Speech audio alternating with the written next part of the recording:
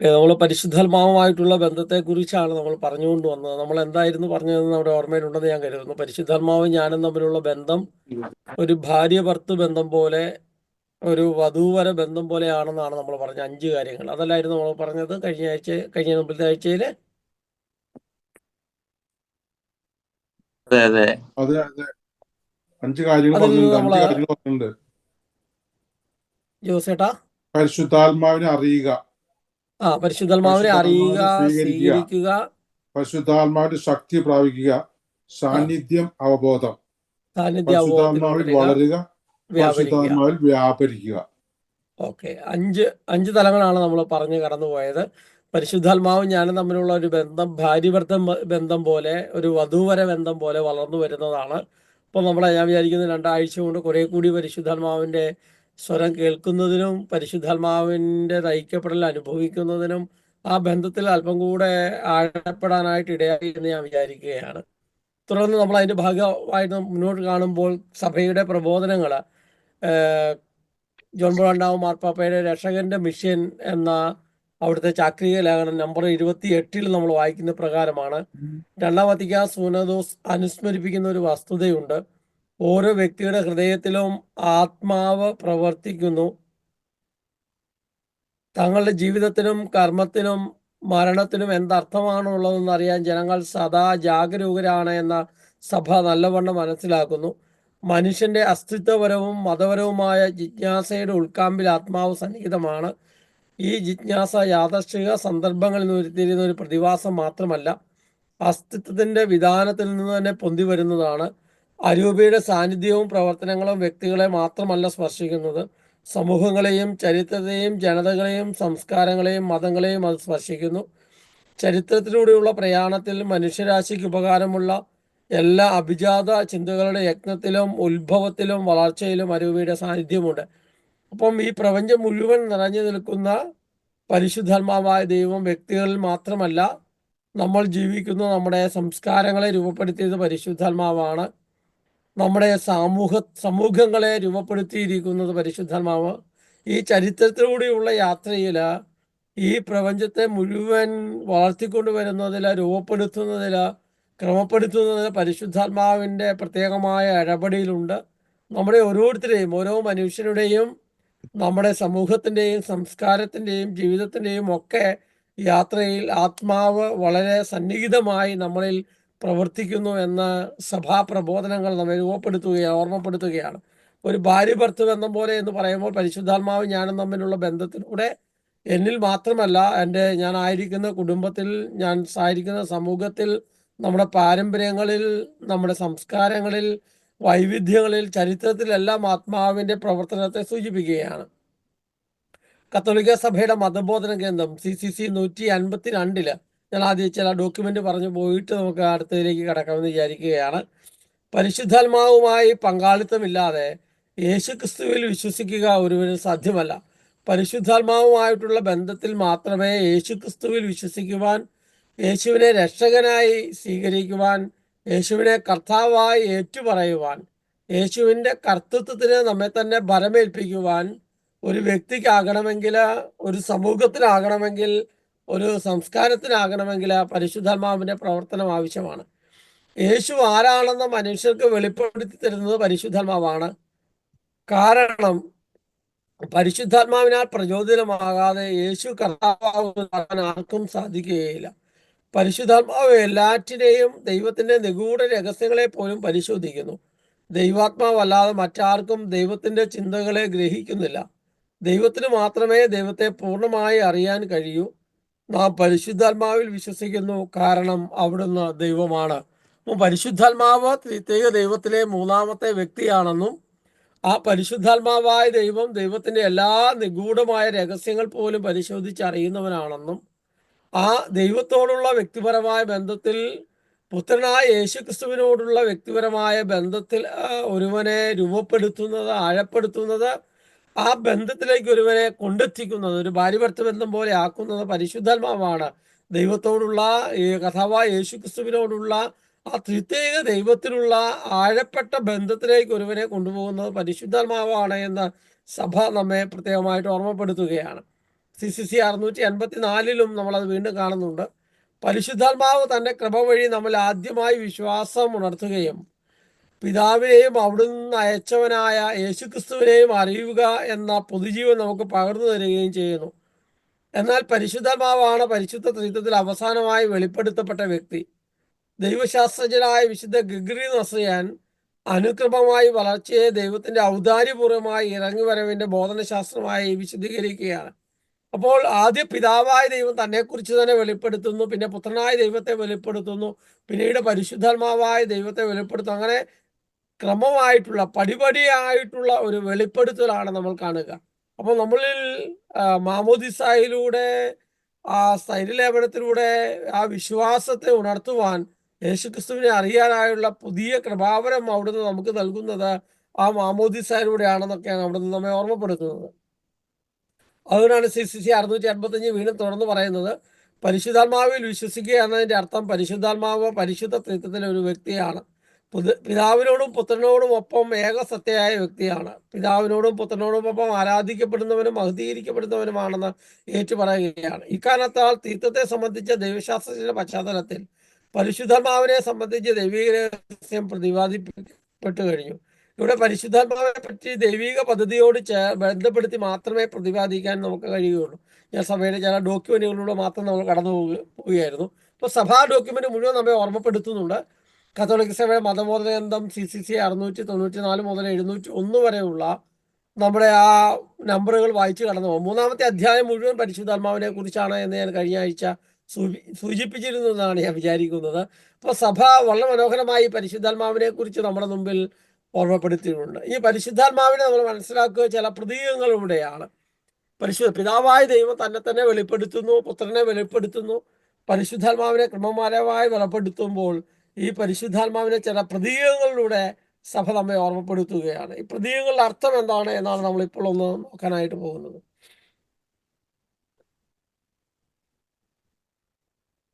ഒന്നാമത്തെ ഒരു പ്രതീകമായി യോഹന്നാൻ 3:8 ആരെങ്കിലും വായിക്കാമോ? നിങ്ങളിവിടെ വായിച്ചു പോകുന്നത് എളുപ്പമാണല്ലോ എന്ന് വിചാരിച്ചാണ്. യോഹന്നാൻ 3:8.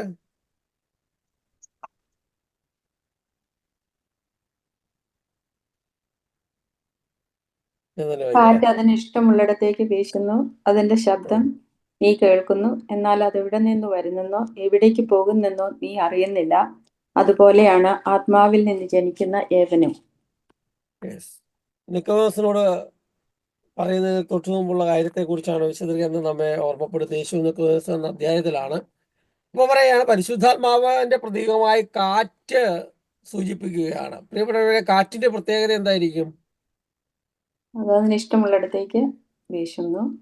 എന്ന് പറഞ്ഞാൽ അത് എവിടുന്നാ വരുന്നത്, എങ്ങോട്ടാ പോകുന്നത് നമുക്ക് കാണാനായിട്ട് പറ്റില്ല. ഫാൻ്റെ നാച്ചുറൽ ആയിട്ടുള്ള പ്രകൃതിയിലെ ഒരു കാറ്റ് എവിടെ നിന്ന് വരുന്നത് നിങ്ങൾക്ക് വളരെ കൃത്യമായിട്ട് അറിയാമല്ലോ. ചുഴലിക്കൊടുങ്കാറ്റ്, പല പേരിലുള്ള കൊടുങ്കാറ്റുകളുണ്ടല്ലോ അല്ലേ. അത് എവിടുന്ന് വരുന്നു, എങ്ങോട്ട് പോകുന്നു എന്ന് അറിയത്തില്ല. പക്ഷെ ആ കാറ്റിന് ശക്തിയുണ്ട്.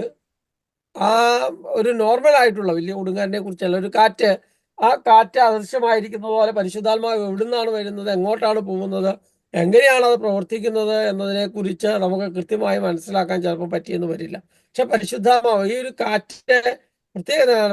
കാറ്റ് ഒരു നല്ലപോലെ വേർതിരിക്കുമ്പോഴോ അല്ലെങ്കിൽ മടുത്തിരിക്കുമ്പോഴോ പ്രകൃതിയുടെ നാച്ചുറൽ ആയിട്ടുള്ള ഒരു കാറ്റ് കിട്ടിയാൽ നമുക്ക് എന്തുണ്ടാവും? ആ ഒരു ഉണർവ് നമുക്കുണ്ടാവും. നമ്മുടെ ക്ഷീണമൊക്കെ പെട്ടെന്ന് പോകുന്ന പോലെ നമുക്ക് തോന്നും. അപ്പൊ അങ്ങനെ ഒരു ഉണർവ്, ഒരു എനർജറ്റിക്, ഒരു മുന്നോട്ട് പോകാനുള്ള ഒരു പ്രചോദനം നമുക്കുണ്ടാവും.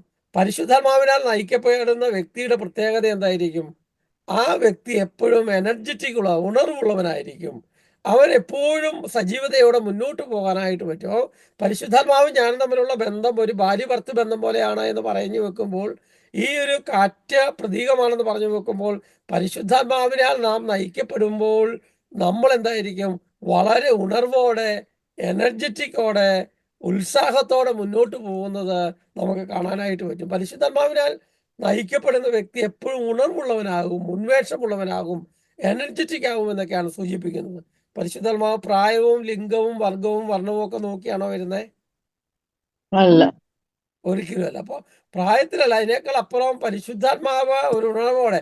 കഴിഞ്ഞ ദിവസം നിങ്ങൾ ഫ്രാൻസിസ് മാർപ്പാപ്പ ആശുപത്രിയിൽ നിന്ന് ഡിസ്ചാർജ് ചെയ്യുമ്പോൾ എത്ര ഉത്സാഹത്തോടെയാണ് ആ മേലാത്ത സമയത്തും തന്റെ അജഗണങ്ങളെ കാണുന്നതും അവരോട് അല്ലെ തമ്പൊക്കെ കാണിച്ച് കൊള്ളാൻ നന്നായിരിക്കുന്നു എന്ന് പറയുന്ന ഉണർവോടെ ഉത്സാഹത്തോടെ മുന്നോട്ട് പോകുന്നത് പോലെ തന്നെ ഏത് അനാരോഗ്യകരമായ സാഹചര്യത്തിലും ഏത് പ്രതികൂലങ്ങളുടെ നടുവിലും ഏത് പ്രശ്നങ്ങളുടെ നടുവിലും ആത്മാവ് നയിക്കുമ്പോൾ കുറെ കൂടി ഉണർവോടെ ഉണർന്നെഴുന്നേറ്റ് മുന്നോട്ട് പോകാനായിട്ട് സാധ്യമാകുമെന്ന് ഈ പ്രതീകം നമ്മെ സൂചിപ്പിക്കുകയാണ്. രണ്ടാമത്തെ പ്രതീകമാണ് ജലം. യോഹന്നാൻ 7:38 നമ്മൾ അത് വായിക്കുന്നുണ്ട്. ജലത്തെക്കുറിച്ച് നമ്മൾ വായിക്കുന്നുണ്ട്. യോഹന്നാന്റെ സുവിശേഷം 7:38 ജലത്തെക്കുറിച്ച് പറയുകയാണ്.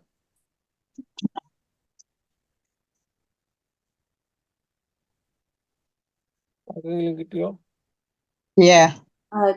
രാവിലെ അവസാനം എഴുന്നേറ്റ് നിന്ന് ശബ്ദമുയർത്തി പറഞ്ഞു, ആർക്കെങ്കിലും ദാഹിക്കുന്നെങ്കിൽ അവൻ എൻ്റെ അടുക്കൽ വന്നു കുടിക്കട്ടെ. എന്നിൽ വിശ്വസിക്കുന്നവന്റെ ഹൃദയത്തിൽ നിന്ന് വിശുദ്ധ ലിഖിതം പ്രസ്താവിക്കുന്നത് പോലെ ജീവജലത്തിന്റെ അരുവികൾ ഒഴുകും. ഓക്കെ.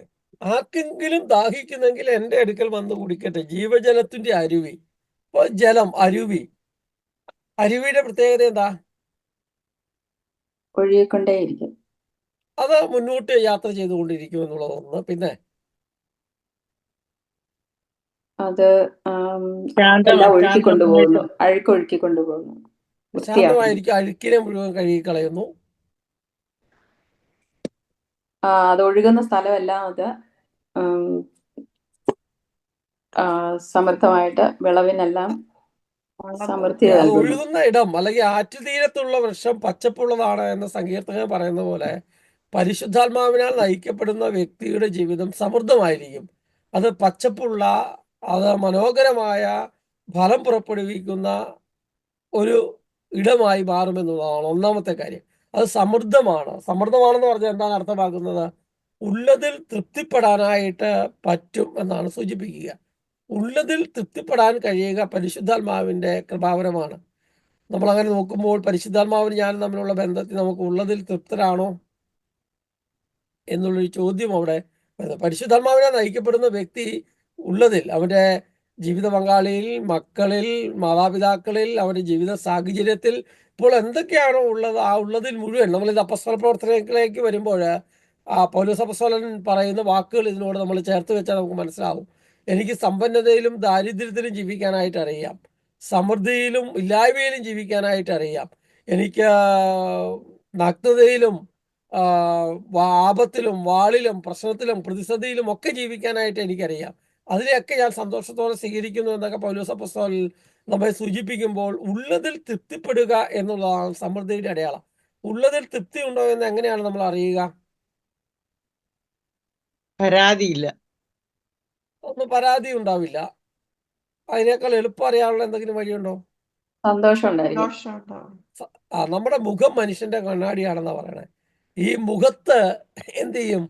ഉണ്ടോ? ഒരു ഗ്ലാസ് വെള്ളം ആരെങ്കിലും തരുമ്പോൾ അത് കുടിക്കാനായിട്ട് വായുടെ അടുത്തേക്ക് കൊണ്ടു ചെല്ലുമ്പോൾ അത് സമൃദ്ധമാണോ, അതിൽ സംതൃപ്തി ഉണ്ടോ എന്നുള്ളത് നമ്മുടെ മുഖത്ത് പ്രകടമാക്കും.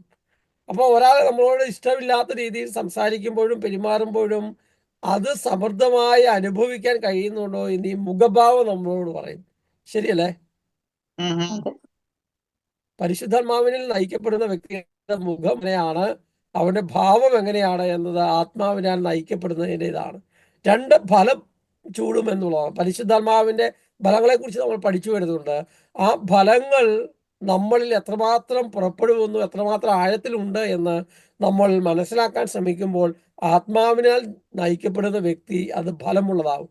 നല്ല വൃക്ഷം നല്ല ഫലം പുറപ്പെടുവിക്കും, ചീത്ത വൃക്ഷം ചീത്ത ഫലം പുറപ്പെടുവിക്കും. അപ്പം ജലം എന്ന് സൂചിപ്പിക്കുമ്പോൾ പരിശുദ്ധാത്മാവിനാൽ നയിക്കപ്പെടുന്ന, ആത്മാവിനാൽ ജ്വലിക്കുന്ന, ആത്മാവിനാൽ നയിക്കപ്പെടാൻ, ഭാര്യഭർത്തൃ ബന്ധം പോലെ നയിക്കപ്പെടാനായിട്ട് നിന്നു കൊടുക്കുന്ന വ്യക്തി ഫലം ഉള്ള, മറ്റുള്ളവർക്ക് കാണാൻ കഴിയുന്ന, അവന്റെ മുഖത്ത് അവനുള്ളതിൽ എന്തുണ്ടോ, രോഗമാണെങ്കിലും പ്രയാസമാണെങ്കിലും സന്തോഷമാണെങ്കിലും സമൃദ്ധമാണെങ്കിലും അതിലെല്ലാം സംതൃപ്തിയോടെ ജീവിക്കാനായിട്ട് കഴിയുന്നത് മനസ്സിലാക്കാനായിട്ട് കഴിയുന്നത്. രണ്ടാമത്തത് വൃത്തിയാക്കും.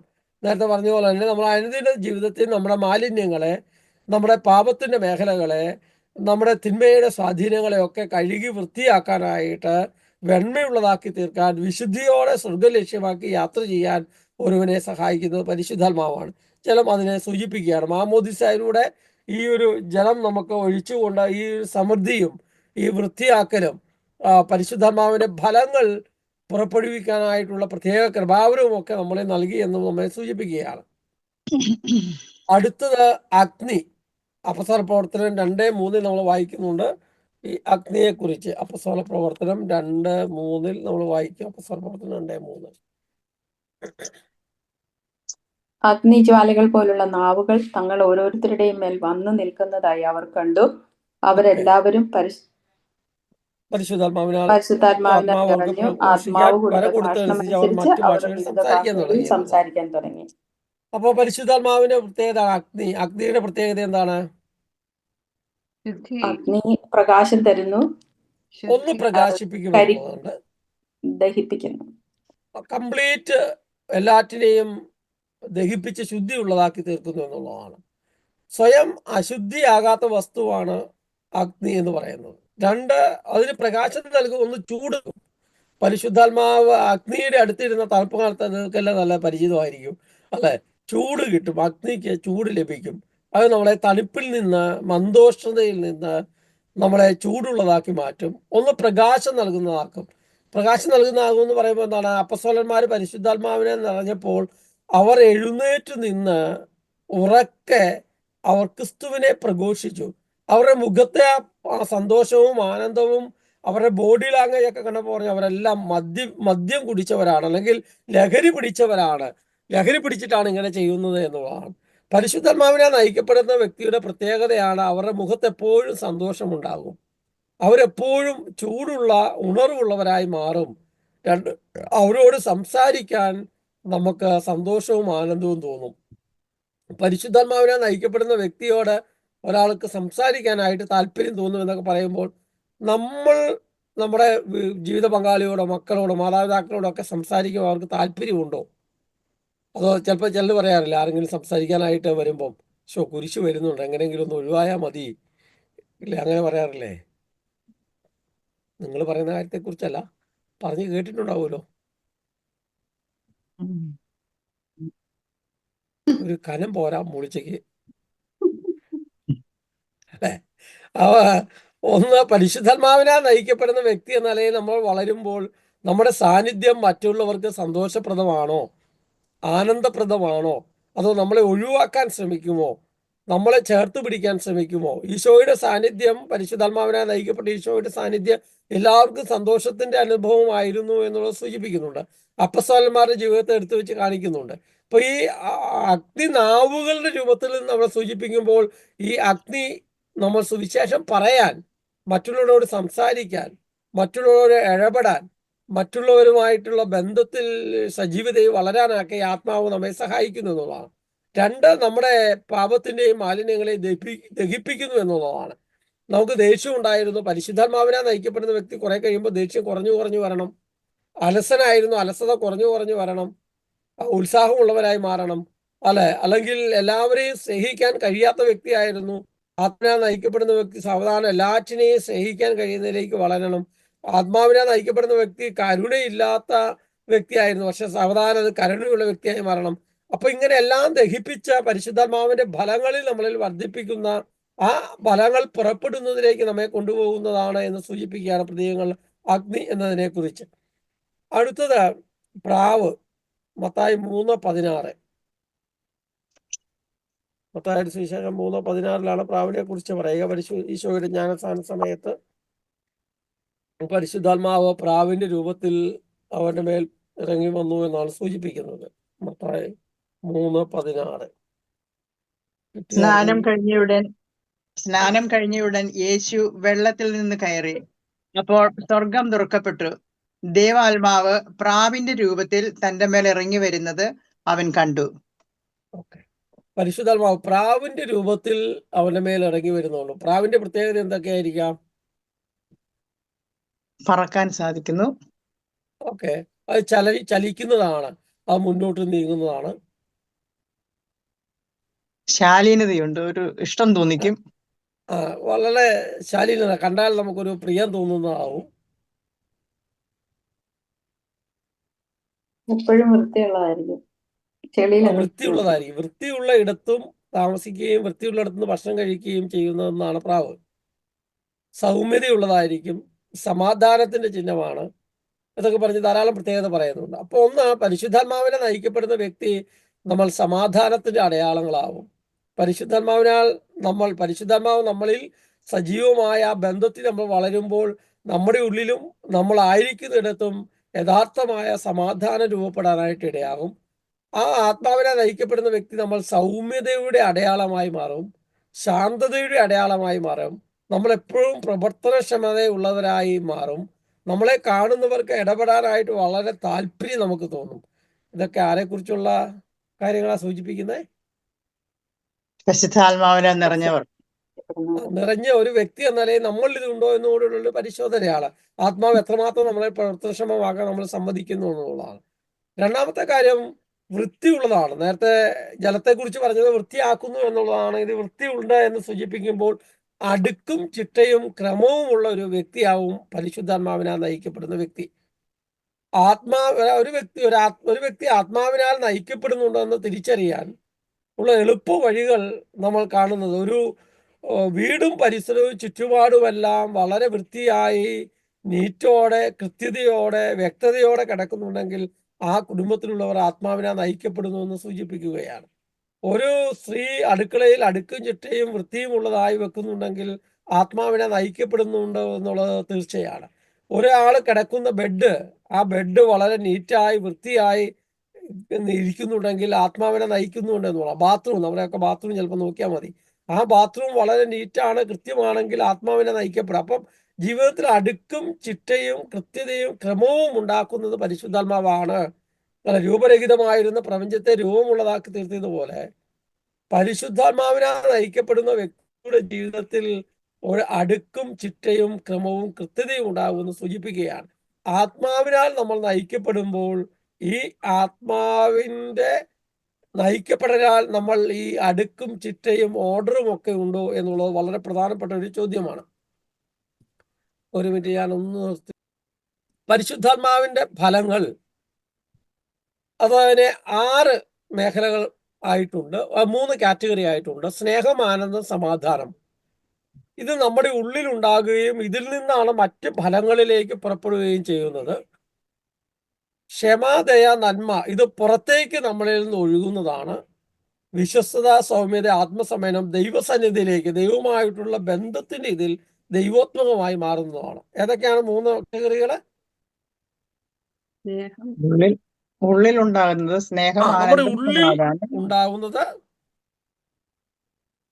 അത് രണ്ടാമത്തത് ഉള്ളിൽ നിന്ന് പുറത്തേക്ക് മറ്റുള്ളവരിലേക്ക് ഒഴുകുന്നത്. പിന്നെ ദൈവസന്നിധിയിൽ ദൈവത്തിലേക്ക്. അപ്പൊ ഒന്ന്, എൻ്റെ ഉള്ളിൽ നിന്ന് ഞാനും മറ്റു മനുഷ്യരുമായിട്ടും ഞാനും ദൈവവുമായിട്ടുള്ള ബന്ധവും ഞാനും മറ്റു മനുഷ്യരുമായിട്ടുള്ള ബന്ധം, എന്നോട് തന്നെയുള്ള ബന്ധം, ഈ ബന്ധങ്ങളുടെ പശ്ചാത്തലത്തിൽ ഒരുവനെ രൂപപ്പെടുത്തുന്ന പരിശുദ്ധാത്മാവിന്റെ ഫലങ്ങളെ കുറിച്ചാണ് നമ്മളൊന്ന് കാണാനായിട്ട് ശ്രമിക്കുന്നത്. പരിശുദ്ധാത്മാവിന്റെ ഫലങ്ങൾ 9. ഗലാത്യർ 5, 22, 23 ആരെങ്കിലും വായിക്കാമോ? ഈ ഫലങ്ങളെ കുറിച്ച് അവിടെ പറഞ്ഞിട്ടുണ്ട്.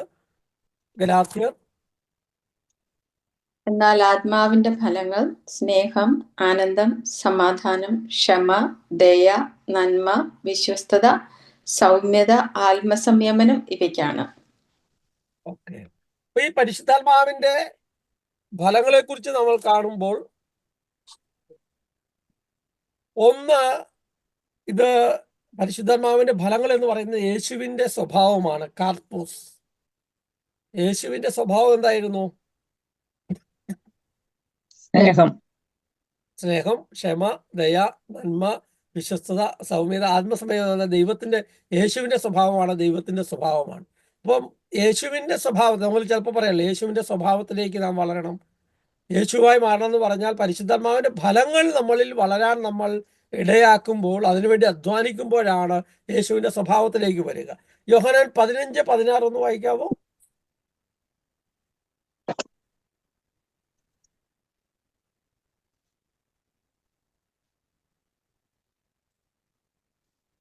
നിങ്ങൾ എന്നെ തെരഞ്ഞെടുക്കുകയല്ല, ഞാൻ നിങ്ങളെ തെരഞ്ഞെടുക്കുകയാണ് ചെയ്തത്, ഉം. നിങ്ങൾ പോയി ഫലം പുറപ്പെടുവിക്കുന്നതിനും നിങ്ങളുടെ ഫലം നിലനിൽക്കുന്നതിനും വേണ്ടി ഞാൻ നിങ്ങളെ നിയോഗിച്ചിരിക്കുന്നു. Yes. തന്മൂലം നിങ്ങൾ പോയി ഫലം പുറപ്പെടുവിക്കുന്നതിനും ആ ഫലങ്ങൾ നിലനിൽക്കുന്നതിനും വേണ്ടി. അപ്പോൾ ഏറ്റവും പ്രധാനപ്പെട്ടത് ഈ ഫലങ്ങൾ പുറപ്പെടുവിക്കുക. ഫലങ്ങൾ ഏതാണ്? പരിശുദ്ധാത്മാവിന്റെ ഫലങ്ങൾ എന്ന് പറയുന്നത് യേശുവിന്റെ സ്വഭാവമാണ്, ദൈവത്തിന്റെ സ്വഭാവമാണ്. ഈ ഫലങ്ങൾ പുറപ്പെടുവിക്കുന്നതിനും ആ ഫലം എന്നേക്കും നിലനിൽക്കുന്നതിനുമായി ക്രിസ്തു ശിഷ്യൻ എന്ന നിലയിൽ നമ്മളെ നിയോഗിച്ച് ഈ ഫലങ്ങൾ നിത്യരക്ഷയ്ക്ക് സഹായകരമാണ്. സ്വർഗരാജ്യത്തിലേക്ക് പോകണമെങ്കിൽ, നിത്യരക്ഷ സ്വന്തമാക്കണമെങ്കിൽ ഈ ഫലം വേണം. അതിലെ ഏറ്റവും കേന്ദ്ര ഫലം എന്ന് പറയുന്നത് സ്നേഹമാണ്. സ്നേഹം എന്ന് പറയുന്ന ഫലത്തിൽ നിന്നാണ് ബാക്കിയെല്ലാം രൂപപ്പെട്ട് വരുന്നത്. അപ്പൊ ഈ സ്നേഹം എന്ന ഏകഫലം അത് കേന്ദ്ര ഫലമാണ്. അതിന് ഉള്ളിൽ നിന്ന് പുറത്തേക്ക് എന്ന് പറഞ്ഞ് നമ്മൾ കണ്ടത്. അത് ഓരോന്നിനെ കുറിച്ചും ഒന്ന് വിശദമായി നമ്മൾ കാണാനായിട്ട് ശ്രമിക്കുകയാണ്. ഫലങ്ങളെ കുറിച്ച് പറയുമ്പോൾ, ഒന്നാമത്തെ സ്നേഹത്തെ കുറിച്ച് പറയുമ്പോൾ, ഇവ ആത്മീയ വളർച്ചയുടെ അടയാളങ്ങളാണ്. ഒരു ആരാമത്തിലെ വിവിധ പുഷ്പങ്ങൾ ഒരു വ്യക്തിയുടെ പ്രവൃത്തികളിൽ വെളിപ്പെടും. അപ്പോൾ ഒരു ചെടിയിൽ വ്യത്യസ്തങ്ങളായ പൂക്കൾ ഉണ്ടാകുന്നത് പോലെ അത് മനോഹരമാണ്. ഒരു റോസയിൽ തന്നെ ഒരു 10 നിറത്തിലുള്ള പൂ ഉണ്ടാകുമ്പോൾ അത് വളരെ മനോഹരമാണ്. അതുപോലെ തന്നെയാണ് ഈ പരിശുദ്ധാത്മാവിന്റെ ഫലങ്ങൾ എന്ന് പറയുന്നത്. ഇത് നമ്മുടെ വ്യക്തിയുടെ പ്രവർത്തനങ്ങളിലൂടെ വെളിപ്പെടുന്നതാണ്. ക്രിസ്തു കേന്ദ്രീകൃതമായി ജീവിതം നയിക്കാൻ സഹായിക്കുന്നു. സാമൂഹിക ബന്ധങ്ങൾ നന്നാകുന്നു. ഈ ഫലങ്ങളിലൂടെ ഉണ്ടാകുന്ന പ്രത്യേകത എന്താണ്? ഒന്ന്, ഒരു വ്യക്തിയുടെ ജീവിതത്തിന്റെ പ്രവൃത്തിയിലൂടെ എന്താണെന്ന് മനസ്സിലാക്കുകയാണ്. നമ്മളെ മനസ്സിലാക്കാൻ കഴിയുന്ന ഒന്നാണ് ഈ ഫലം.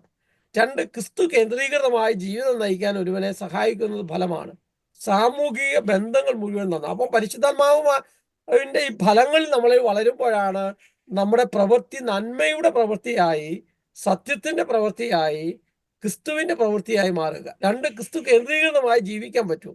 സാമൂഹിക ബന്ധങ്ങളെല്ലാം നന്നാക്കാനായിട്ട് പറ്റും.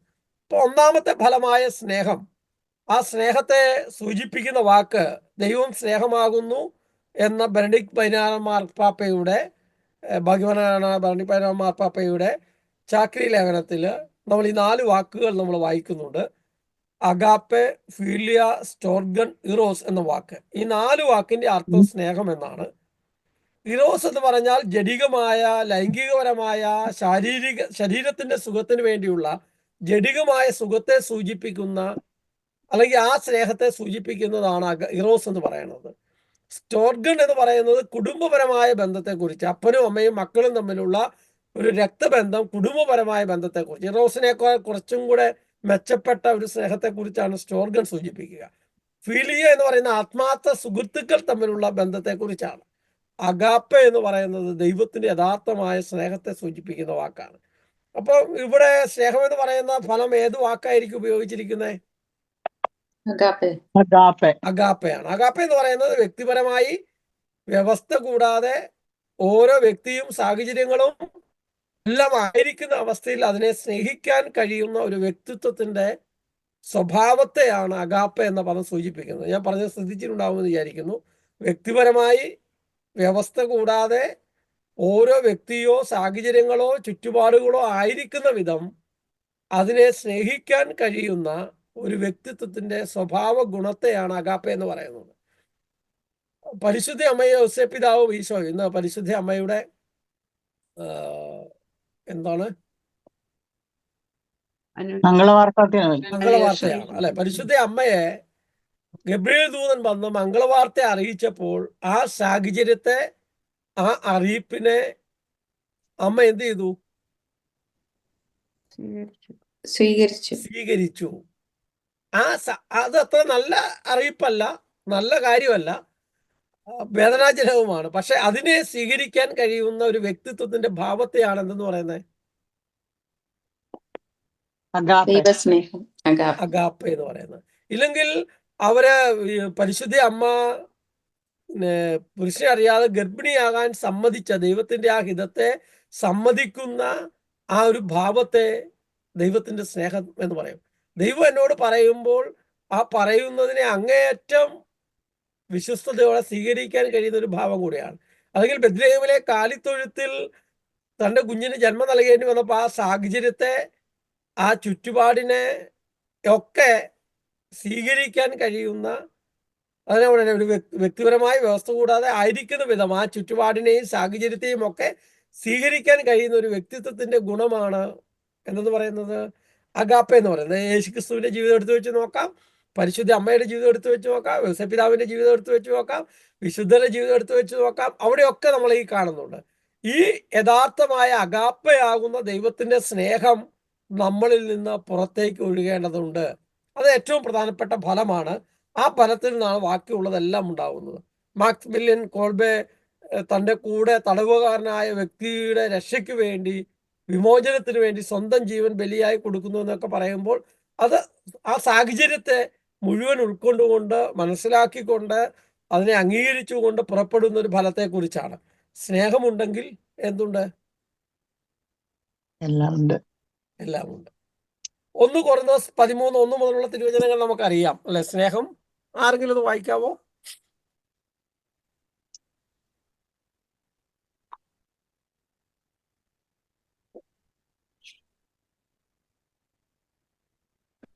കൊരിന്തോസ് 13:1 മുതൽ 4 മുതൽ വായിച്ചാലും മതി. സ്നേഹം ദീർഘക്ഷമയും ദയയുമുള്ളതാണ്.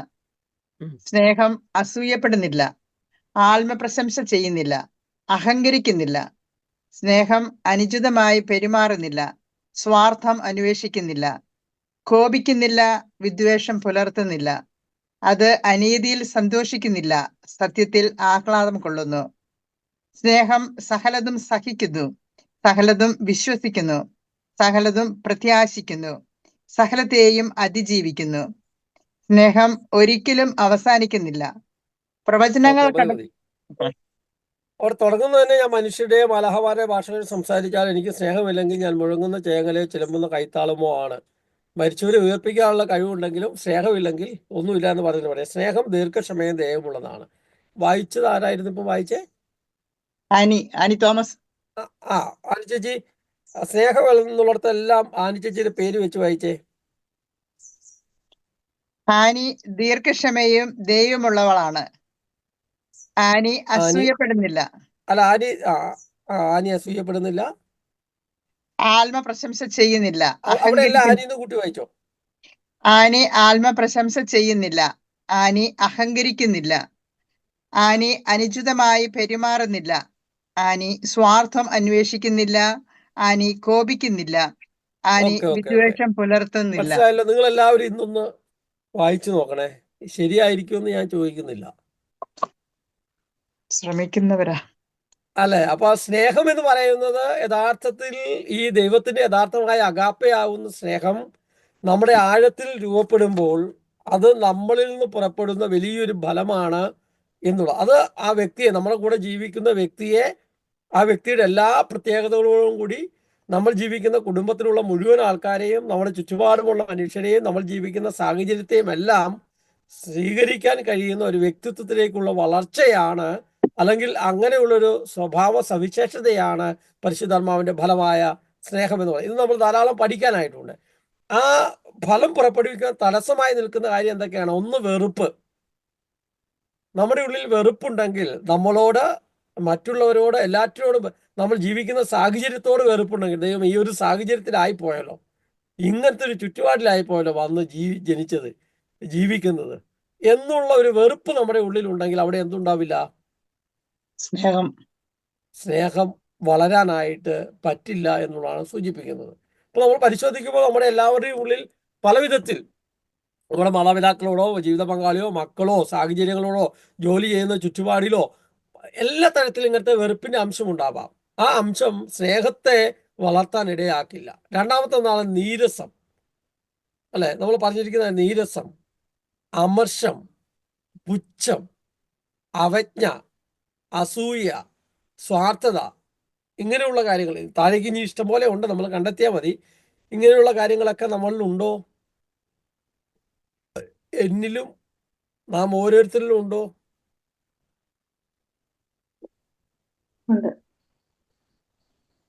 പോരാ, ഉണ്ട്, തീർച്ചയായിട്ടും ഉണ്ട്. അവിടെയായിട്ട് എപ്പോഴും ഇല്ലെങ്കിലും അവിടെയായിട്ട് എപ്പോഴും ഉണ്ട്. അങ്ങനെയുള്ളതാണ് ഈ അഗാപ്പെ സ്നേഹം, ദൈവത്തിന്റെ സ്നേഹം വർദ്ധമാനമാകാൻ, വളർന്നു വരാൻ ഇടയാക്കാത്തത് എന്നാണ് സൂചിപ്പിക്കുന്നത്. അപ്പം ഈ അഗാപ്പെ ആവുന്ന സ്നേഹം, ഈ ഫലം നമ്മളിൽ വർദ്ധിക്കണമെങ്കിൽ, വളരണമെങ്കിൽ എന്ത് ചെയ്യണം? ഇങ്ങനത്തെയുള്ള കാര്യങ്ങളെ വളരെ ബോധപൂർവം നമ്മൾ എന്ത് ചെയ്യണം? അവോയ്ഡ് ഇല്ലാതാക്കണം.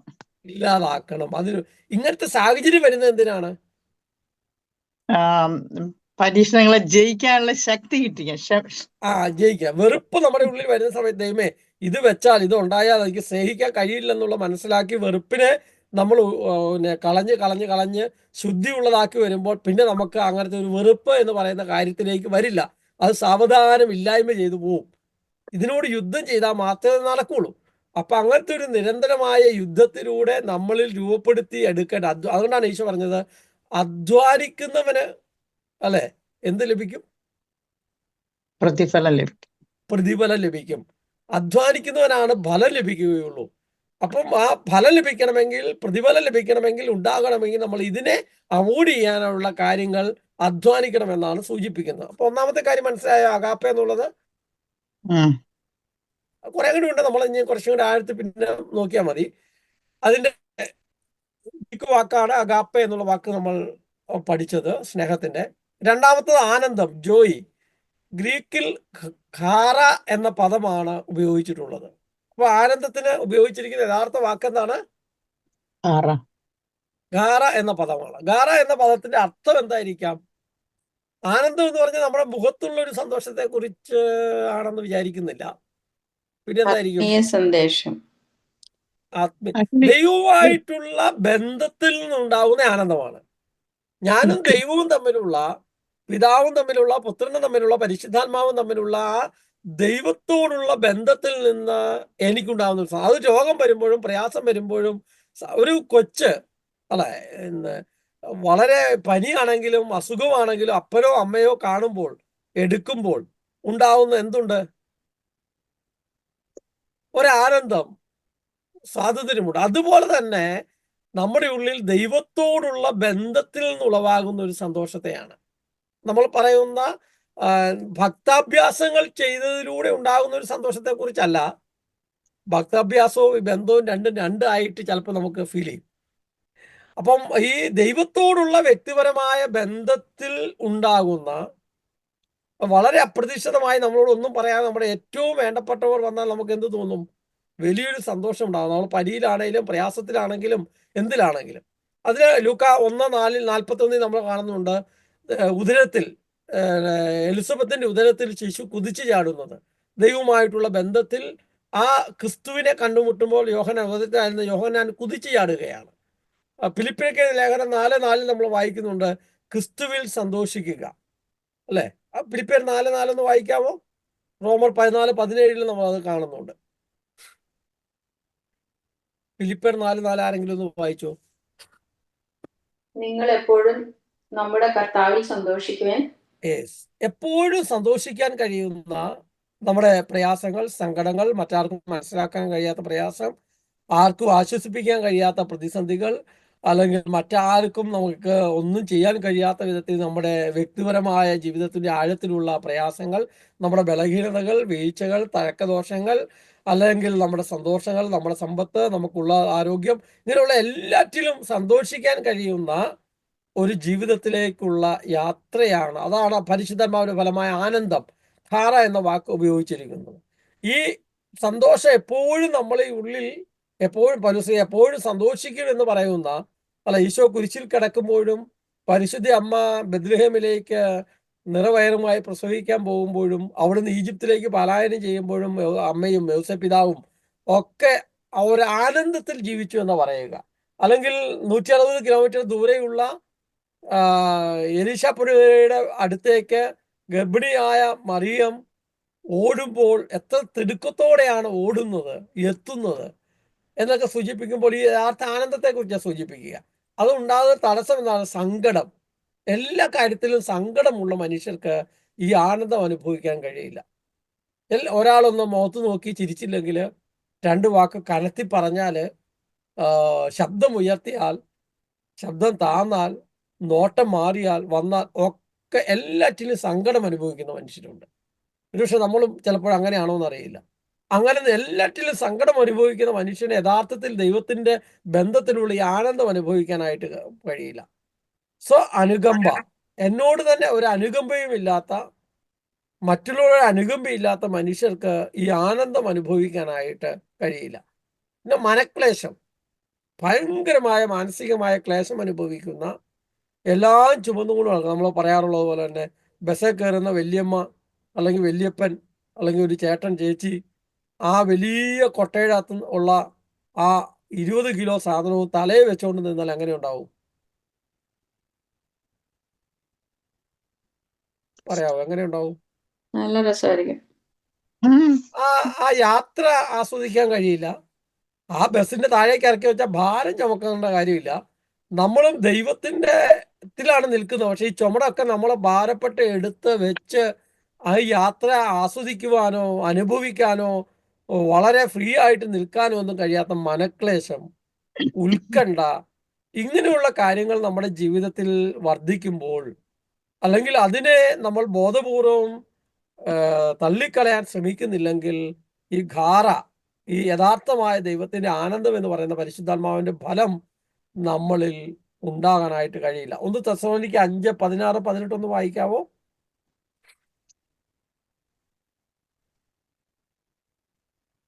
1 തെസ്സലോനിക്ക 5:16-18. ഞാൻ പറയുന്നത് നിങ്ങൾക്ക് പിടികിട്ടുന്നുണ്ടെന്ന് ഞാൻ വിചാരിക്കട്ടെ. എനിക്ക് നിങ്ങളെ ആരെയും കാണത്തില്ലാത്തതുകൊണ്ടും ഞാൻ പ്രസന്റേഷൻ ഇട്ടിരിക്കുന്നതുകൊണ്ടും. എപ്പോഴും സന്തോഷത്തോടെ ഇരിക്കുവാൻ, ഇടവിടാതെ പ്രാർത്ഥിക്കുവാൻ, എല്ലാ കാര്യങ്ങളിലും നന്ദി പ്രകാശിപ്പിക്കുവാൻ, ഇതാണ് യേശുക്രിസ്തുവിൽ നിങ്ങളെ സംബന്ധിച്ചുള്ള ദൈവഹിതം. ആനന്ദം അനുഭവിക്കുന്ന മനുഷ്യൻ എല്ലാ കാര്യത്തിലും നന്ദി പ്രകാശിപ്പിക്കും.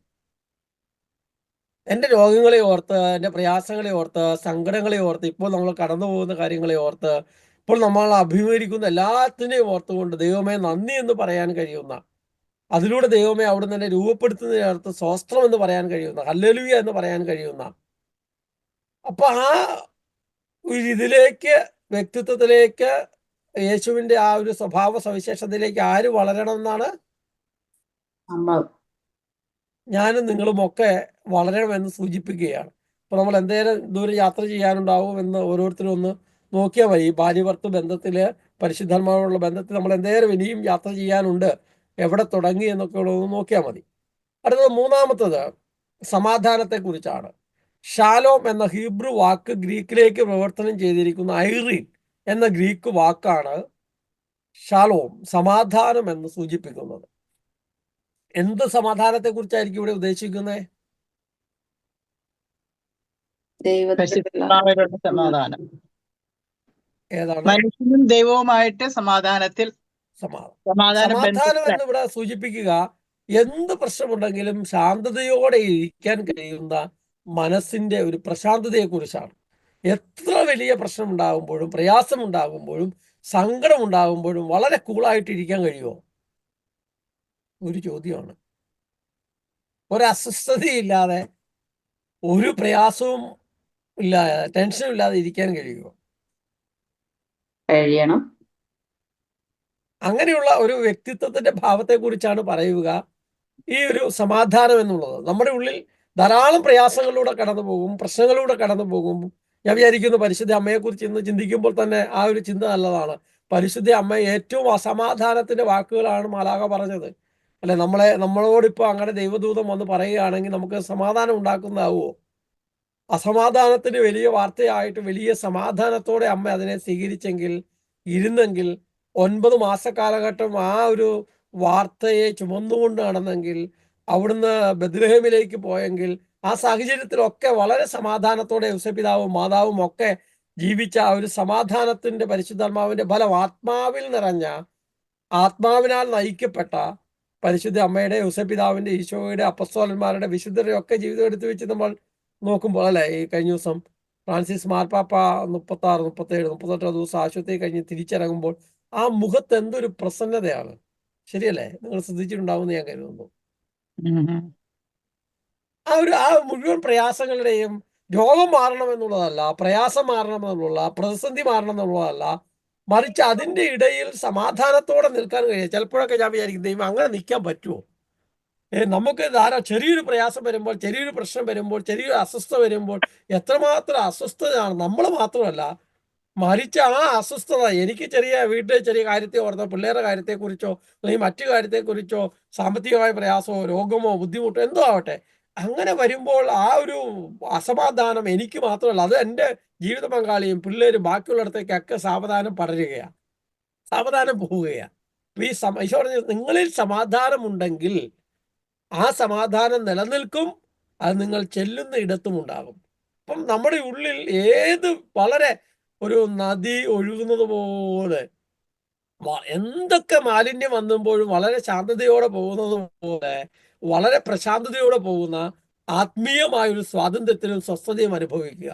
അപ്പസ്തോല പ്രവർത്തനം 10:36 ഒന്ന് വായിക്കാവോ? അപ്പസ്തോല പ്രവർത്തനം 10:36.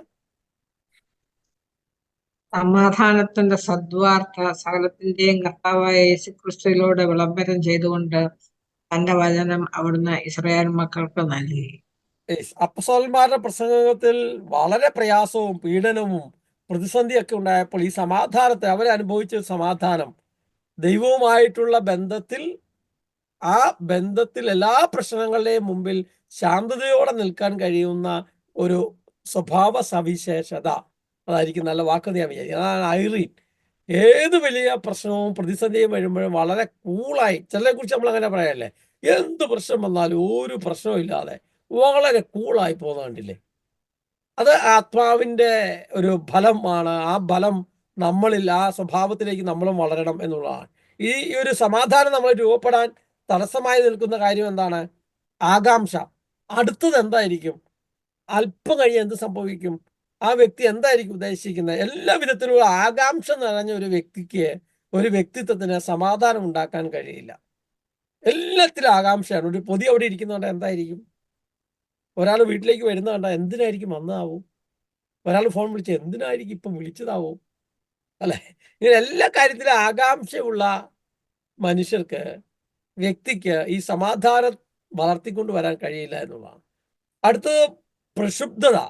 ഈ തിരമാല പോലെ, കടലിലെ തിരമാല അടിക്കുന്നത് പോലെ ഇങ്ങനെ പ്രക്ഷുബ്ധമായ ജീവിതമാണെങ്കിൽ, ഒന്നിനു പുറകെ ഒന്നായി പ്രതിസന്ധികൾ വരുന്നതുണ്ടെങ്കിൽ, അങ്ങനെയുള്ള കാര്യത്തിലൂടെ കടന്നു പോകുന്ന മനുഷ്യനെ എങ്ങനെ സമാധാനം രൂപപ്പെടുത്താൻ കഴിയും? പിന്നെ ഭയം.